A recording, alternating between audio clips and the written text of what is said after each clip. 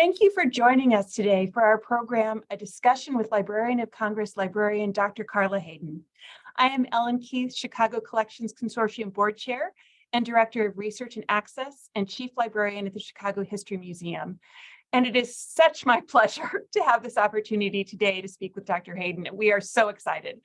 Please note that today's program will be recorded and available for viewing again on the Chicago Collections website and YouTube channel. We would like to begin our program with Chicago Collections Consortium's Land Acknowledgement Statement, which reads, Chicago Collections Consortium acknowledges and is grateful for the Native peoples who laid the foundation for the city of Chicago and for the diverse Indigenous nations that reside in Chicago today. When you visit our member organizations and when you experience Chicago's outdoor spaces, we invite you to join in offering respect and gratitude to the many Indigenous peoples that reside in the Chicagoland region, as well as their ancestors. For those of you joining us today who are new to our audience, Chicago Collections Consortium is a consortium of over 60 libraries, museums, and cultural organizations, all working together for the preservation and promotion of Chicago's history and culture. We share our collections through our Explore portal, which provides free and open access to members' archival collections. We are proud to host today's event in celebration of CCC's 10-year anniversary. We invite you to check out CCC's anniversary page for a complete listing of events. And as we close out this anniversary year, I'm just too excited. Mark your calendars for our discussion with author Melanie Newport on December 1st at 6 p.m. Melanie will be discussing her recent book, actually released today, happy publication day, Melanie, entitled This Is My Jail, Local Politics and the Rise of Mass Incarceration. That program is being co-sponsored with our partner, the Black Metropolis Research Consortium. I would like to thank CCC's donors, shown here, whose generous support allows us to offer unique free programming, like this one being offered today, in addition to supporting our Explore Chicago Collections portal. A special thank you to the Gaylord and Dorothy Donnelly Foundation for their additional support of our anniversary celebratory efforts. I know our time this afternoon will go by quickly, so let's get started. And a reminder to our listeners, we hope to save time for questions at the end of our discussion, and they can be directed to the Q&A. So let's begin. So Carla, she told me I could call her that. Yes. Tell us about your time growing up in Chicago. Well, thank you for having me. This is really wonderful.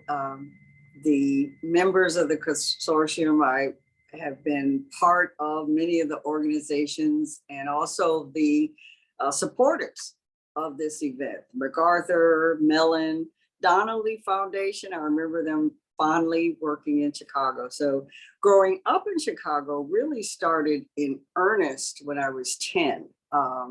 My family is from Middle Illinois.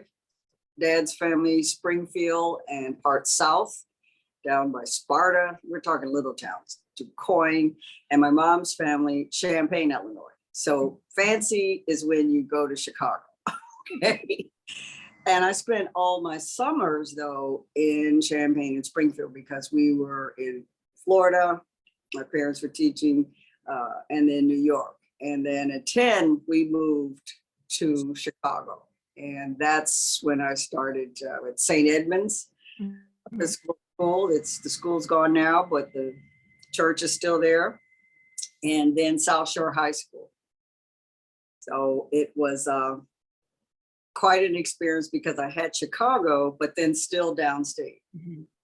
And that continued. So I got a real appreciation when I started working in Chicago libraries about the challenges of the urban areas and then the rural areas and the small towns. Mm-hmm. And that's actually helped me quite a bit when I moved to Maryland. I can imagine.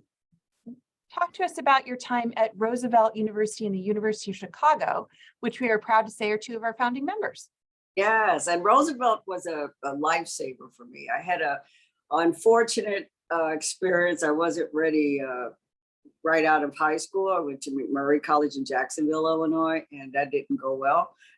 So Roosevelt took me in, and I realized, and it was just wonderful because I could still be in the city and still, it was a school of service. Eleanor Roosevelt gave it, I mean, just everything about it. That's when I got really immersed in not only history, but political science. And so that was quite a springboard. And then the University of Chicago, my experience was in the graduate library school that has closed, Right. but it was quite an experience. So I went back. So I went there twice. And so that was interesting because I was working at Chicago Public while I was at University of Chicago the first time. And then the second time I was at the Museum of Science and Industry. So different experiences. And those two schools were just formative for me and transformational for me. There's such a breadth of experience across Chicago's cultural and educational institutions, and having both of those institutions be members has been really rewarding for us. And I have to ask, my cousin, Steve, was a lab school at University of Chicago, and then he went out to Pomona. Maybe the weather got him, he went out there. However, he spent over 20 years at Columbia College. And now he's out in Arizona. And then you had the Art Institute. So you had those two types of Columbia with its boots on the ground, here it is. And then the more academic with the Art Institute right down the street. So when you think about all of the, and then when we get into the museums, I mentioned Museum of Science and Industry, but so many museums. The Contemporary Museum is starting up and everything. Yeah, I was a librarian at Columbia College in the 90s, in the last century. Steve and Mark. Could you talk about your time at Chicago Public Library and how that was influential in your career? Well, Chicago Public was where I became, as I often say, an accidental librarian. Graduating from Roosevelt history, political science, most people with that kind of background, a lot of them think about law. And I was thinking about it. And while I was doing all this thinking, though, I was still living at home. And my mom said, could you find employment while you're thinking? And so between job interviews, more in social science or human resources or whatever, I would go to my favorite place. And it was now what's the Cultural Center downtown. And I was there in between interviews where they told me, very nice grades, everything's good, but you have no experience. So I always encourage people to get internships, do something, because that really counts if you haven't had real employment. Those experiences really help. And one of my colleagues who had just graduated from Roosevelt saw me and said, hey, Carla, you here for those library jobs? They're hiring anybody.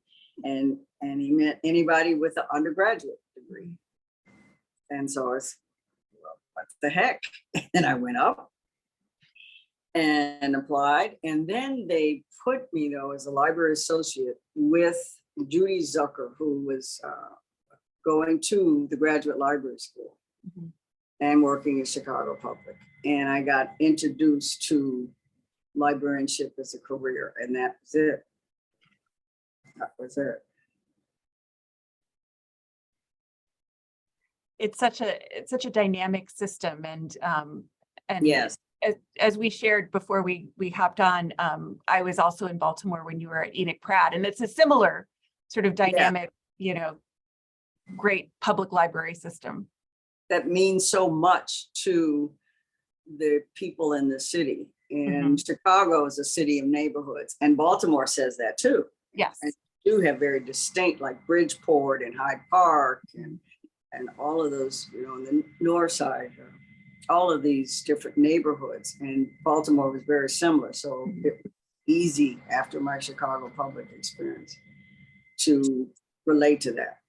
And I think the two cities also have very passionate citizens about their histories. Very passionate.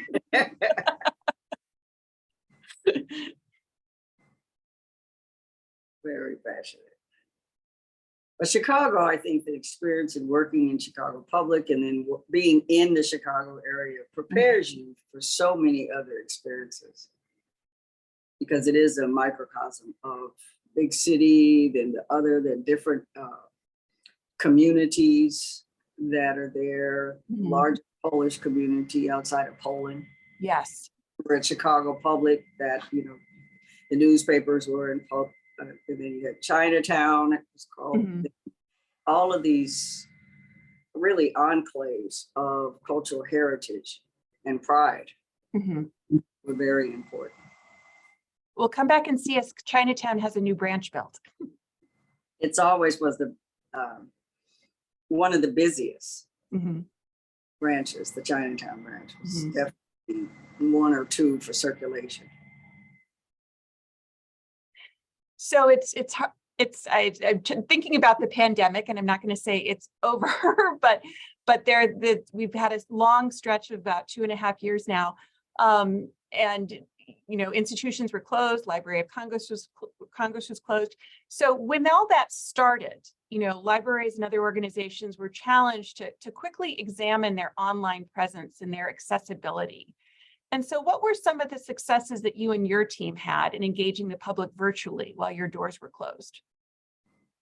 I have to say that when the shutdown happened, mid-March 2020, I felt such empathy for my public library colleagues in particular, because working for so long in public libraries, I knew that they would be the places that the communities would look to for that switching over to virtual learning at the drop of a hat, that there would have been so many young people coming in to use the library's computers, all of the health information, signing up, all of these types of things, and to have the physical doors closed, I know was very difficult.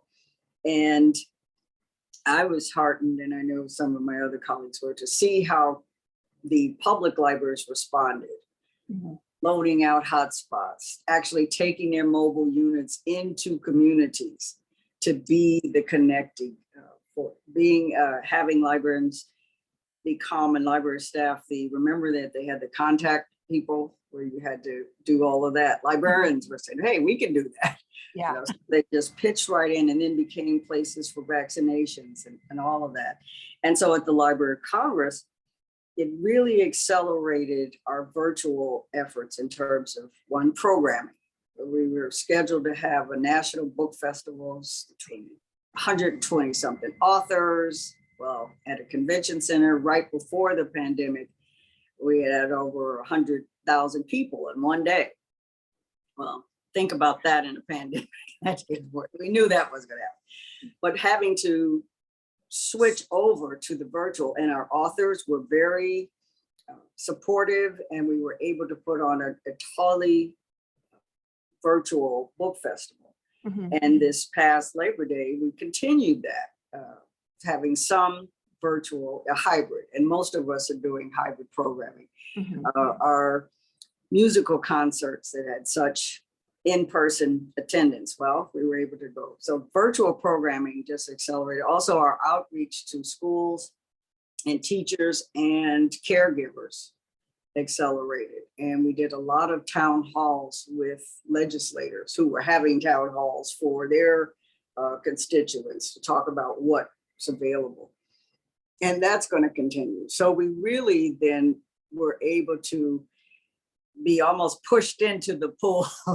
We were waiting, we were planning on the pool, we were trying something. This is just like, and it was like, oh, okay, it's working, we can do it. And it's that, so we got over the shock of doing it. And I think that helped. And now we're building on those successes, and also looking at how we operate. The telework policy definitely needed to be revised.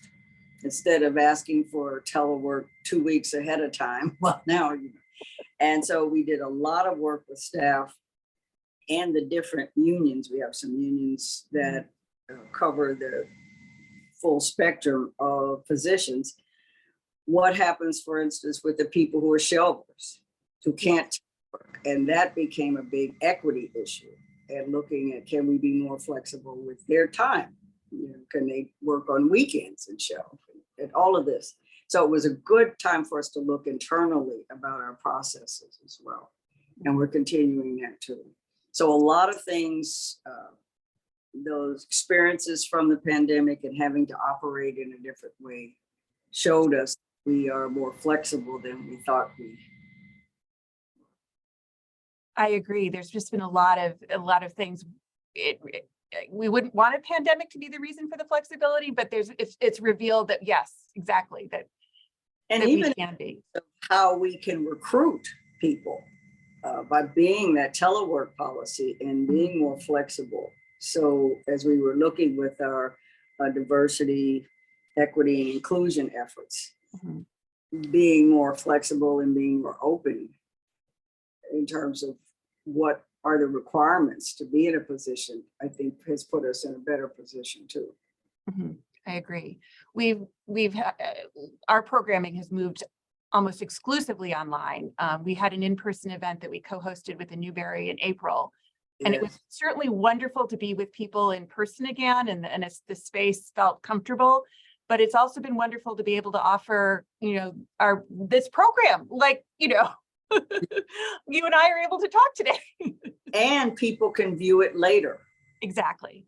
So it really, I think, broadened what we think about, we knew that these things could happen and things, but I think it has just showed us we can do it and we can be successful. Yes. Yeah. I'm in that regard, I am grateful. So, and again, we're sort of continuing on with this. Now, your focus has been to increase the digitization of collections at the Library of Congress. And so what are some of the new ways, now that the doors are open, that your team has been able to share these collections to a larger audience base? Digitizing the collections has been a part of a focus to open up, as we say, the treasure chest that is the Library of Congress. So we put a lot of effort that held us in good stead before the pandemic in terms of into building our IT infrastructure. That had a lot of challenges, different systems. So we were ready to make that switch. We were ready to do that. And for the first time, we established a digital strategy office and manager and team. And so that has been a way that we can incorporate thinking about digital collecting, not just digitizing what we have, but how are we going to deal with what's coming in, what's born digital, and those challenges. And now that is integrated into everything we do, thinking of that. And the landmark was when we're preparing for our next strategic plan. The library hadn't had really a kind of robust strategic planning effort. And that included everyone with, instead of just silos. There were a lot of silos, a lot of silos. Well, we understand silos. Now, digital, instead of a separate digital strategy, that was great because it was the first time we planned for that. That is being incorporated into the general strategic plan. So that has really helped. And we were able to do creative things. The Citizen DJ, where we had some innovators in residence who were virtual, and one young man, Mr. Wu, came up with a way that people could sample and mix different sounds from the collection and all kinds of things, and you could create your own hip hop music. So that was one that we got out there. We also really, and this helped us with digitizing the collections, expanded the transcription project by the people. The National Archives is one of the major ones that started. So we were able to put up a lot of things, the letters to Lincoln we started with, all of these different things. And it also provided an opportunity for our staff to do transcription too. So in terms of telework and things, we were able to. So we got all the presidential papers transcribed and put up. So those types of things. And then our social media presence, we hired for the first time a social media manager, Courtney, nice young lady, and she's just taken off. So we were able to utilize that and expand on our social media presence. Mm-hmm. You've got an outstanding social media presence. It's fantastic. They are something.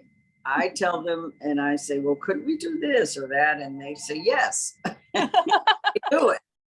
Like the thing with connecting our, with the pop star Lizzo and our flute collection now. And we're tracing, we always look at how people use our website and what's, the programming, especially when we're looking at that and it's been interesting to see the response and how many people are first using it, saying, what else does the Library of Congress have? And that has been wonderful. How long do they stay and what do they do? So we know that you can, if you want to reach out and connect to more people, think about our collections and how they relate to what's happening in the world, anniversaries, all of these things.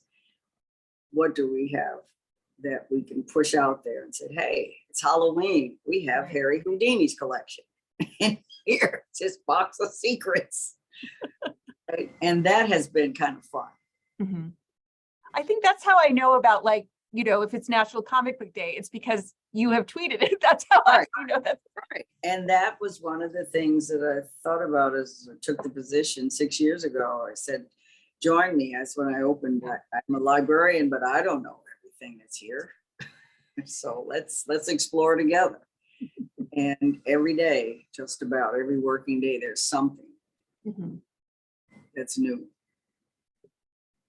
I feel like this would be a hard question, but do you have a favorite collection there? It's hard in one way because there's several. The photography collection. Yes. Be able to see Gordon Parks, not only of course, the famous one, American Gothic with the washerwoman, but then to see the file of all of the photos he took of her life that aren't as widely known, to really delve into the Frederick Douglass papers and to see what he said, being from Illinois on the assassination of Lincoln, and to do that. So my favorite collection is the one that I'm able to delve into at a time. And to see Mary Todd Lincoln's jewelry, Tiffany jewelry that she wore at the first inauguration that people thought so gaudy, but you could wear it today. It's wonderful. So there's so many things. It's just really something. Stradivarius violins. My dad was a violinist, So it's just, so the favorite thing is the Library of Congress. Yes. So what do you think, if you looked at the next 5 years, what are you thinking is going to happen in terms of accomplishments you'd like to see and engagement you'd like to have? Well, we're working on some projects that are going to really help with our physical presence. And in the landmark building, the Thomas Jefferson Building, 1897, it was the first building after the library moved out of the Capitol itself. First federal building to have electricity, beautiful, built on the design of an Italian palace to show that in this country we built palaces to knowledge and not royalty. And it's iconic, it's wonderful. There are two other physical buildings. The Adams Building that opened in 1939, and then they outgrew that, and then the James Madison Building, 1980, and then storage facilities in Fort Meade and Packard Center and that. But that's our real iconic building. So for the first time, the library will have a true treasures gallery. Oh, And we were just up in New York to see New York Public's wonderful treasures gallery. And they have Winnie the Pooh. It's wonderful. All these cool things at their 42nd Street Library. And the British Library has a special treasures gallery, and the Bibliothèque Nationale just opened one as well. So we'll have that. And for the first time, a welcome area when the people come in, and an orientation gallery. So many people come in to admire the building, or they're waiting on their tour of the Capitol, and they'll go overlook, that's pretty big. And they have no idea what the library does or could do for them. And then also something that's dear to my heart, a learning lab. That's for the young and the young at heart. So they're really aiming at the 7 to about early teens. And kids are really curious about a lot of things. And so we're having fun thinking about introducing them to research and how you find out things. So that's rolling along. In about a year, the treasures, I think, will be the first one to physically open. And we'll continue with the digitizing of the collections and working on that. When you think about your time in Chicago, I'm putting you on the spot. Is there any collection that's in the Chicago area that you remember fondly? The Art Institute. So many things. I mean, and that's a museum, but I've been in their libraries, and it's talk about a special library. Yeah. Special place and setting. And then to top it off, you get to go to the store. That's like, so that always had a special place. And it's another founding member. I'll put in a plug. Well, I can see why. I can see why. We're getting some questions. So I think I'm going to start asking them. Dr. Hayden, when you worked at St. Edmunds, were you a student? Did you work at St. Edmunds, or were you a student? And I think you've I was a student. Started at St. Edmunds 6th grade, 6th, 7th, 8th grade. I was a student. Wonderful. And the Library of Congress was recently in the news because, as we discussed, you let Lizzo play a series of historically significant flutes. Is this something you plan to continue as a cool way to reach out to the world? Well, the Library of Congress had been reaching out especially to musicians. Each year, I mentioned the Stradivarius violins and instruments, they have to be played. And that was part of the gift. So there's a Stradivarius concert each year. Oh, that's and wonderful. So Joshua Bell, the violinist, has played those and that type of thing. Just last night, there was a famous flutist, we learned not to say flautist, it's flutist, who played part of the flute collection. So we're going to continue to do those types of things with Citizen DJ, for instance, the mixing and matching. There's a influential person that's does a lot of mixing of sounds. And so we reached out to him to say, we've got a lot of sounds. So yes, as I mentioned, Courtney and the social media group, and they are working now in tandem with our collections and department heads, and really thinking about ways that they can engage a broader public, and our teaching with primary resources team, the education team, thinking of and working and expanding the online assistance for teachers and educators and just people who are interested, like a nature walk with Walt Whitman. This wonderful thing, so that was something. All of these types of things, making sure that we connect our collections to more people. And I think that sort of understanding by all members of staff how the collections are important. a lot of them are first they were leery. It's like, wait a minute, how can we do this? It's like, you can do it. Mhm. And the creativity that's coming out. Mhm. A lot of them are from our more senior staff members who have, think about it, they have collected, some of the more senior members have been there 30, 40 years, nurturing, like the photography collection. Beverly, Brandon, 50 years building that photography collection. So when she was able to work with Ann Wilkes through a wonderful grant from the Annenberg Foundation to delve in and develop an exhibit, and now it's online. Those are good opportunities because they built the collections to preserve them, but also to be used. Yes. Definitely to be used. There are so many days the Ranganathan's law that books are for use that occurs to me just about every day. The material, it's valuable, but it's not precious. It's there to be used.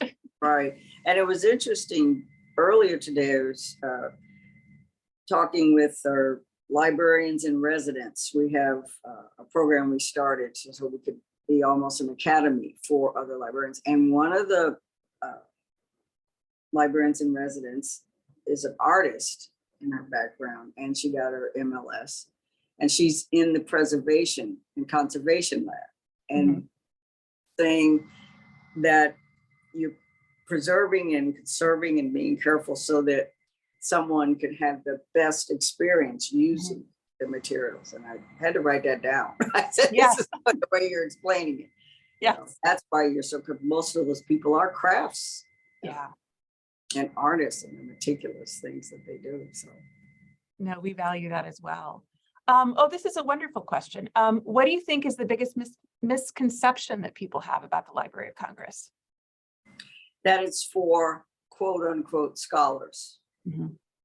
And yes, John Meacham did his work there, and David McCullough, and Alex Haley, and yes, when you look at text, yes, a lot of scholars. And so that's intimidating for people. And that's why we want to reach out when it's World Comic Book Day. Right. And we want to make sure that on Halloween, they know about Harry Houdini and the space flight, the Artemis part. We have the Carl Sagan papers, and we have his 12-year-old rendering of what a space explorer would look like on note paper. Put that out there. So there are things for you. Veterans History Project, oral histories of veterans. And we want to add more. All of these types of things are showing people this is, in fact, we have a campaign. Library of Congress is the library for me. You'll be seeing that on our website. And you have all different types of people saying that because it's a national library. So it is for everyone. We have the special arm that just serves Congress, 400 people. They are the policy, that's all they do. And that's how it all started, serving Congress. But now it's Congress and the people it serves. And I just have to say that has been a great accomplishment of yours. I mean, I know that Library Twitter was all abuzz when you were nominated and then confirmed. And that's one of the things that we know you brought out. Yes. And it was interesting too, to work with staff members about a learning lab, a true incubator for future David McCulloughs and Alex and people who are interested. And so we even asked some of our senior members and staff members, what was it in your life that got you to be the expert you are in geology and geography and history when you were 7 to 11? What experiences did you have? So what can we do? We had as part of our 10-year anniversary celebration, we hosted a poetry contest where we had open to high schoolers and who were inspired by images in the portal. And it was just one of the most delightful evenings I've ever had, was listening to these teens read their poems and seeing their inspiration. I loved it. We're still getting questions. I should shut up, but I'll read more questions. As an aspiring writer beginning to get published, can you give a clear definition of how the designation of the Library of Congress cataloging and publication data protects your work as personal copywriting goes? The Library of Congress is the administrator of the copyright process. So your copyright, and I would encourage you to go on their website, okay, copyright.gov. They have all kinds of things, and the new register of copyright, Share Perlmutter, is great. And so we're, the Library of Congress is administrative. We make sure that the Copyright Office, we're not into the policy or anything like that. They work directly with Congress. And I can tell you that current legislation is supportive of the fact that when you create something, you automatically have copyright. Mm-hmm. Your registration for copyright allows you to have legal recourse. And the Copyright Office just established by congressional legislation a small claims thing, so that people who, not the big companies, but someone that has had, feels that they've had their copyright infringed upon. But that's the protection of registering for copyright. That gives you the entree, because otherwise you think about it, you don't have anything except your, yes, I created that. Right. So you would probably want to go to court with a registration. Oh, another wonderful question from one of our local Chicago Tribune reporters. Hi, Dr. Hayden. I'm a reporter at the Chicago Tribune who is deeply involved in using our archives. The Tribune turned 175 years old this year. I know. Wow. We too have a massive collection of items, and most are not digitized. Do you have any recommendations on grants or resources we might look to help us with this effort? Thank you. Yes, and in fact, you're in a good town.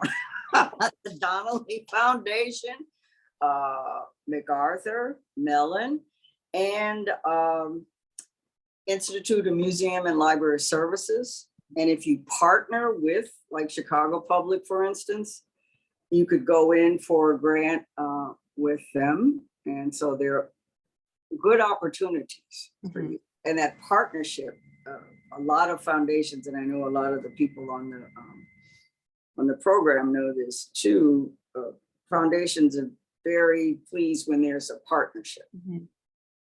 And I would think that the Tribune, that access that you could give to, well, everyone, but that would be a good one. Oh, another wonderful question. How would you express the value of libraries to their communities, given the challenges libraries are facing today, especially public and school libraries? How can we convey our value? Our value has always been that we are opportunity centers, and we provide nonpartisan, objective information and materials for people in all stages of their lives. And we help them throughout, from entertainment to education, all aspects of their lives. So think of libraries in communities, especially in rural areas, as those opportunity centers for people to get ahead.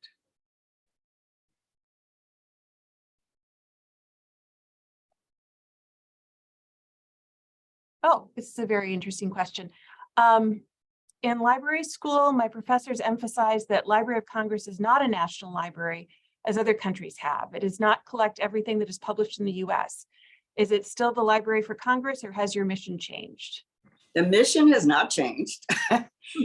And your professor, and I wish I was back teaching at Pitt, and I did some adjunct at Maryland and stuff, and I've learned even more about national libraries. It's interesting that the Library of Congress is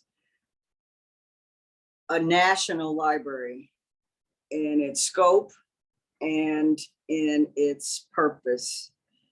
And when you think about the British Library, for instance, that grew out of, it was the British Museum and Library. Mm-hmm.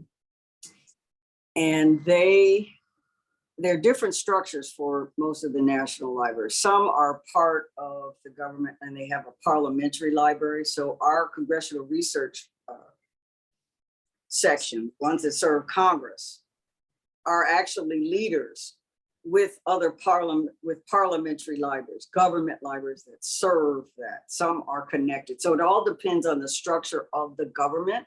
France, the Bibliothèque Nationale is a different structure.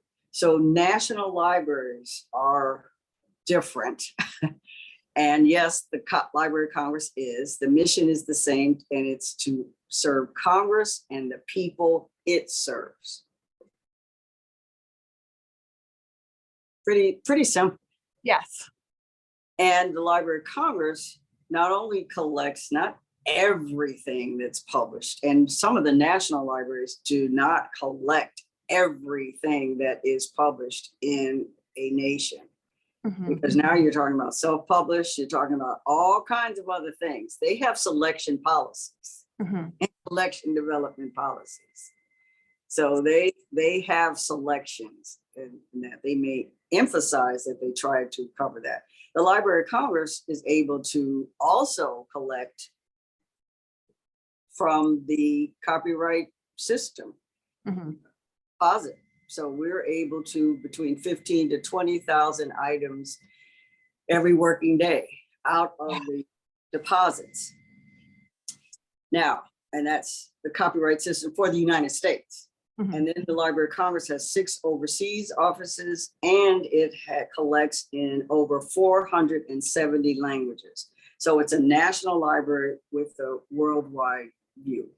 Mm-hmm. So it's pretty extensive. It is.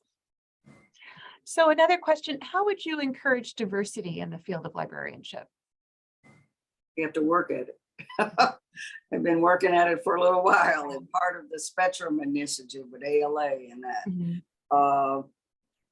Earlier, when I was talking about the telework policies and mm-hmm. how that might help us be competitive, and to actually go out. When I was at University of Pittsburgh, E.J. Josie mm-hmm. was a master at going to HBCUs, going to schools, colleges, community colleges, starting also earlier in high school, showing that there's a path, getting them on career days in high schools. How often do you see a library table with cool things? Right. Okay. All right. With speaking to them, being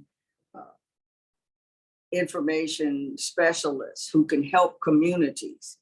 A lot of young people are concerned about helping their communities and service.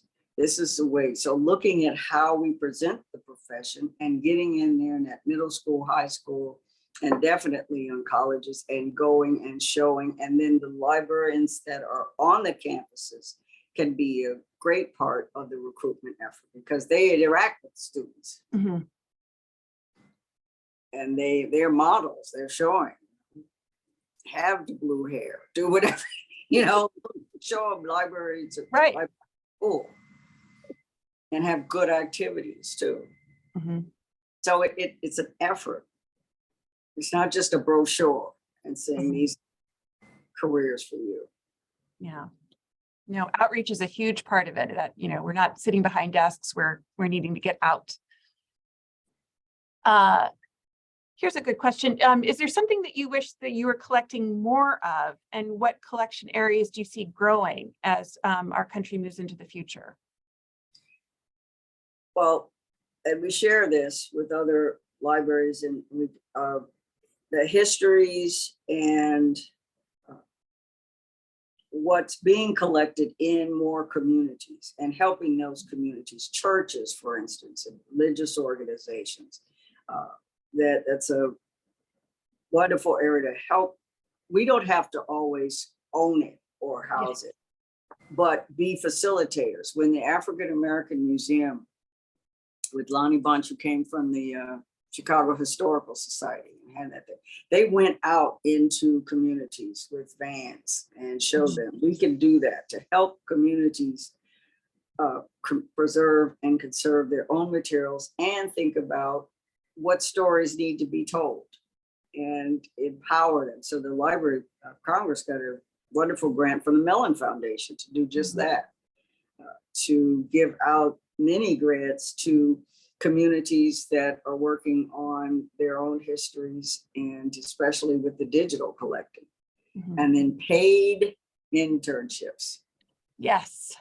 And I emphasize paid because sometimes that can make the difference. Students who have to work to go to college and are incurring debt, they don't have the luxury of an unpaid internship. Exactly. What are the, as we talk about, you talked about getting your IT infrastructure in place prior to the pandemic. What are those costs that we have to factor in now in terms of, like, as more things are born digital, and you said, collecting born digital, what are those? I feel like there are a lot of sort of pitfalls and hidden costs. What are we trying to budget for nowadays? Security, cybersecurity is one of the things. And sometimes, just on another call, it can not be as easy to put those firewalls up.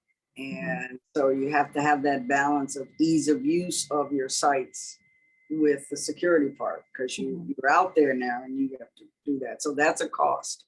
And what's been a cost you have to build, and refreshing the machines, refreshing the things, now going up into the cloud. So the storage costs. At the same time that you have sometimes analog collections that have to be preserved. So the cost of technology and building that in and trying to think about how you're, and then of course, staff, how are you going to recruit? One person mentioned that an advantage that libraries have is that we're interesting. So you could get some tech people that say, oh, this is interesting. So you might not have the big salaries, but you've got projects and you've got things or environment that, and then balancing your library services staff with the IT staff and making sure they work together.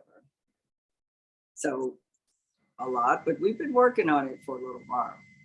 All of us in the profession.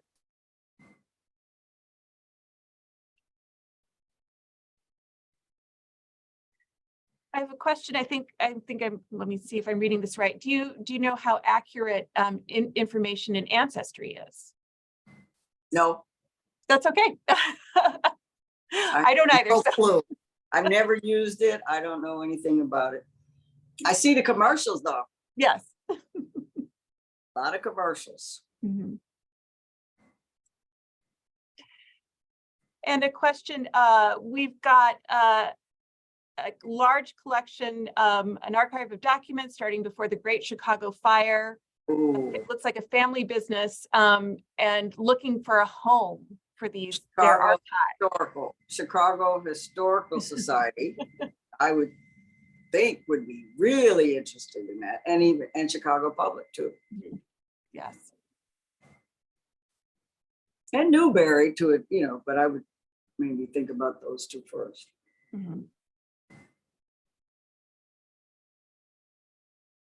This has been so wonderful. Other questions for Dr. Hayden?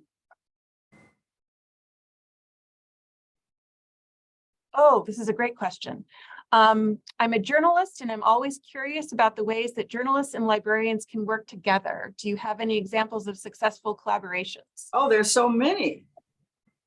David McCullough started out as a journalist at the library, and he got interested. He was there working on an article, and he saw some or a book about forgot what it was, like a flood or something, and that started him off. And then librarians have been guides at the side for journalists for a long time.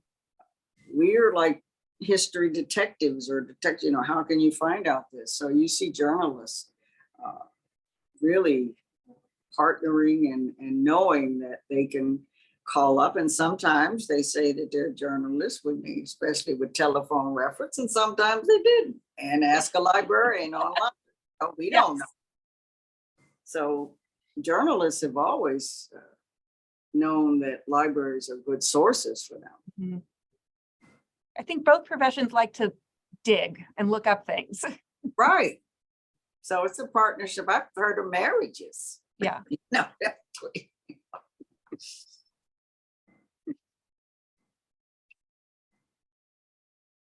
Any other questions for Dr. Hayden? Oh, this is an excellent question. What words of support do you have for libraries in this time?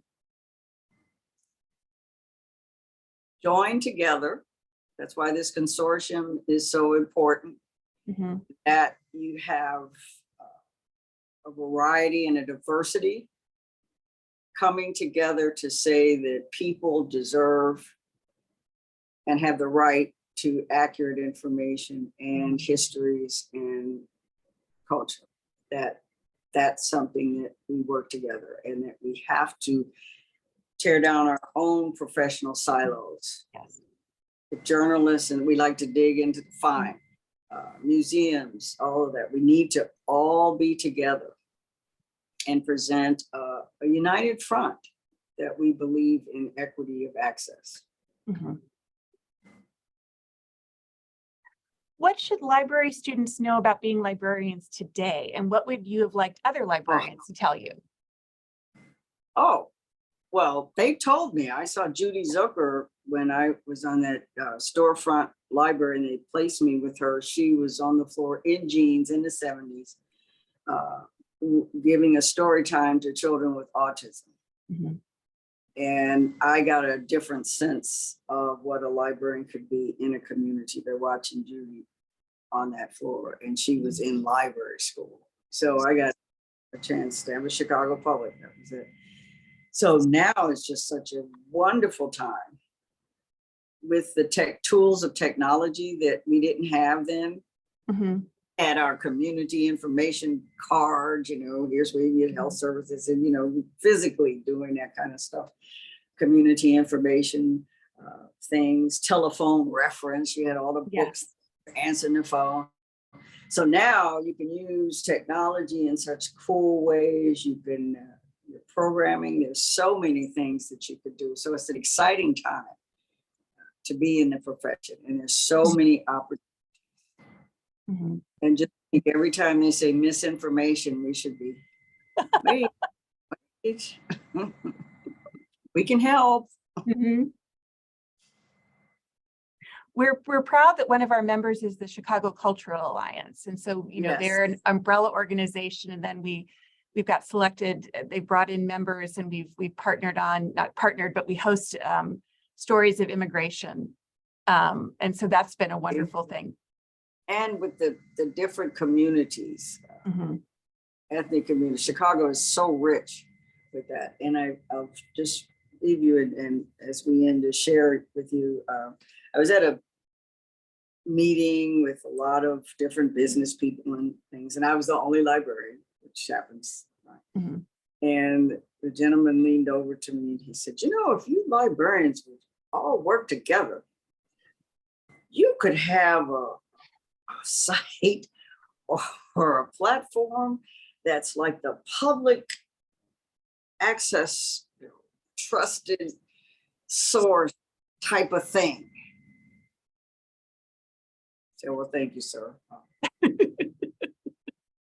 we work together. But it was interesting, just hearing and saying, wow, because there's a lot of you.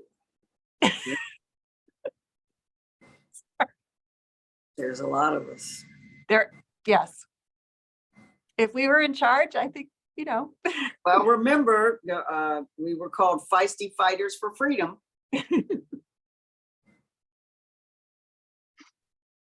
I'm going to ask two more questions. Just, I know we're almost at time, but do you have a banned book collection at the Library of Congress? Not that we call it that. Okay. We have a lot of books that probably have been on the lists and things like most libraries do. Yeah. And one of the most important questions, do you plan on visiting us in Chicago anytime soon? Yes, because from what I understand, ALA will be, the annual conference is going to be there in late June. Yes. So I'm already planning that. I'm bringing my mom so we could go down to Champaign and Springfield. We'll go there first and then we'll come up to Chicago. And so it should be, we're really looking forward to it. Oh, excellent. Oh, Carla, this has been so delightful. I thank you so much for sharing your time with us Thank you. today. And you should know she's already talking about her Garrett popcorn. Oh, good. Good. Your mom should skip the line. They should just, the lines that go out the door. Your mom needs At 91, her. 91, I think they might let her. They should. They should. Well, thank you. It's always wonderful when I can connect with my Chicago colleagues, and I appreciate it. You are still a Chicagoan to us. So thank you. Thank you, everyone, for attending today. Thank you, Carla. Thank you. This has just been such a privilege. We are so grateful. Thank you so much. See you in June. Yes, see you in June.